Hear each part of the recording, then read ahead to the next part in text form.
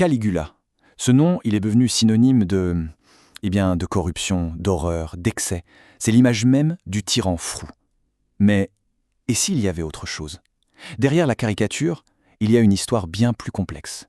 Une histoire de pouvoir, de paranoïa et surtout de propagande. Alors partons ensemble à la découverte de ce qui se cache vraiment derrière le mythe Caligula. On est à Rome, au cœur même du pouvoir, dans le palais impérial. L'empereur Caligula a une petite faim, mais il décide finalement de sauter le repas pour aller prendre un bain.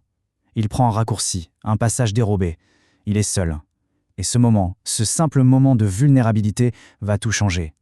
C'est là, à l'abri des regards, loin de ses gardes, que son destin va basculer. 30. C'est qu'à peu près le nombre de coups de poignard qu'il a reçus. Un déchaînement de violence incroyable. Et le pire dans tout ça, l'attaque vient de sa propre garde, les hommes censés le protéger. Caligula n'a que 28 ans, son règne n'a même pas duré 4 ans, et le voilà, assassiné. Cette phrase, elle est terrible, et on la lui attribue souvent. Qu'il me haïsse, pourvu qu'il me craigne. Tout est dit, non? Ça résume parfaitement la réputation qu'on lui a collée, celle d'un monstre absolu, qui prenait son plaisir, littéralement, à terroriser les gens. Alors la grande question, c'est celle-là. Qui était vraiment Caligula? Et dans tout ce qu'on raconte, qu'est-ce qui est vrai?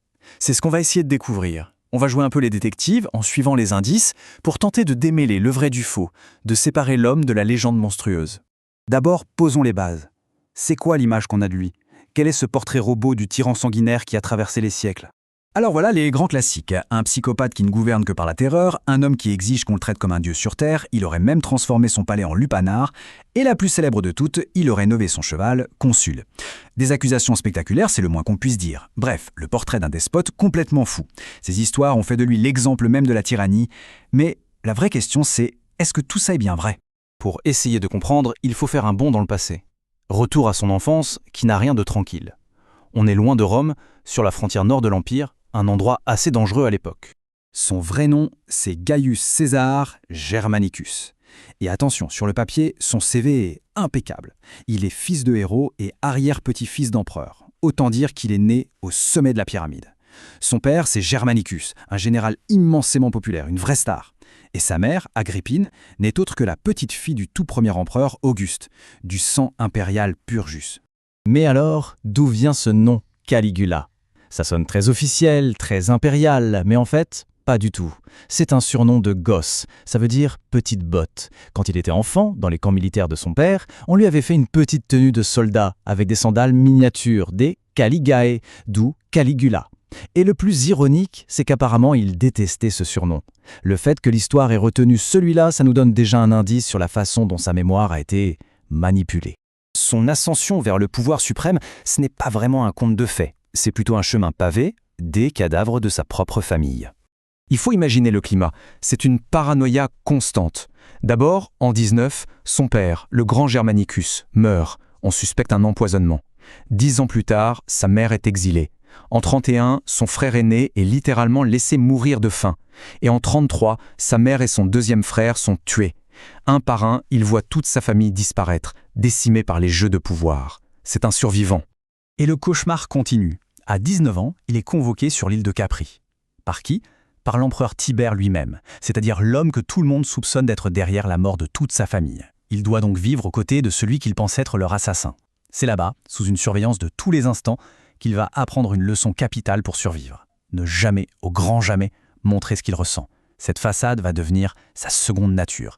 Et ça, c'est vraiment le point central pour tout comprendre, le problème de la succession. Dans l'Empire romain, il n'y a pas de règles claires, pas de système officiel pour passer le pouvoir. Résultat, chaque fois qu'un empereur vieillit ou meurt, c'est le chaos. Complot, rumeurs, assassinats, c'est une poudrière permanente. C'est dans ce contexte de violence inouïe que Caligula a grandi. Alors, revenons-en à sa prétendue folie. On va décortiquer les accusations les plus connues une par une.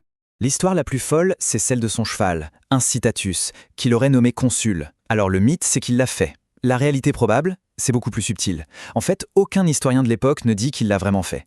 Ils disent qu'il a menacé de le faire. Et ça change tout. C'était sans doute une énorme provocation, une blague cynique pour humilier les sénateurs, pour leur dire en face « mon cheval ferait un meilleur boulot que vous ».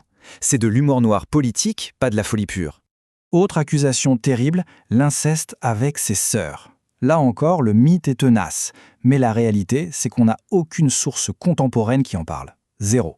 Ces histoires, elles apparaissent bien des années après sa mort. C'est très probablement de la propagande post-mortem destinée à le salir, à le présenter comme un monstre absolu, un homme contre nature. Attention, ça ne veut pas dire que tout est faux. Il y a une part de vrai dans sa démesure. On sait qu'il a étendu son palais jusqu'au Forum, le cœur de Rome, qu'il a utilisé un temple comme une sorte de vestibule privé, qu'il a fait construire un pont pour, disait-il, discuter avec le dieu Jupiter. Et oui, il a exigé d'être vénéré comme un dieu. Il a clairement franchi une ligne. Pour l'aristocratie romaine traditionnelle, c'était tout simplement inacceptable. Et ce n'est pas que du « on dit ». L'archéologie le confirme. Des fouilles ont mis au jour les restes d'un complexe palatial gigantesque datant de son règne. Ses ambitions architecturales étaient bien réelles, tout comme ses incroyables navires de plaisance retrouvés dans le lac de Némi. Son extravagance, elle, n'était pas un mythe.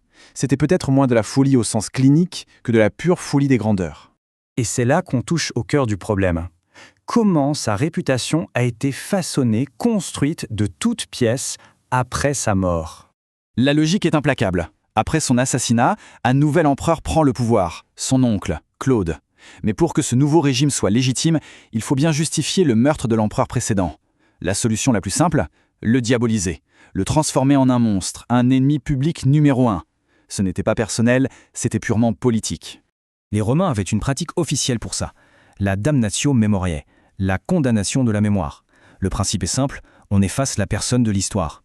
On martèle son nom sur les monuments, on détruit ses statues, on défigure son visage sur les pièces de monnaie. Et Caligula a subi ça en plein. L'objectif était clair, faire comme s'il n'avait jamais existé, ou du moins, comme s'il n'avait été qu'une parenthèse monstrueuse. Et on a une preuve fascinante de ce processus.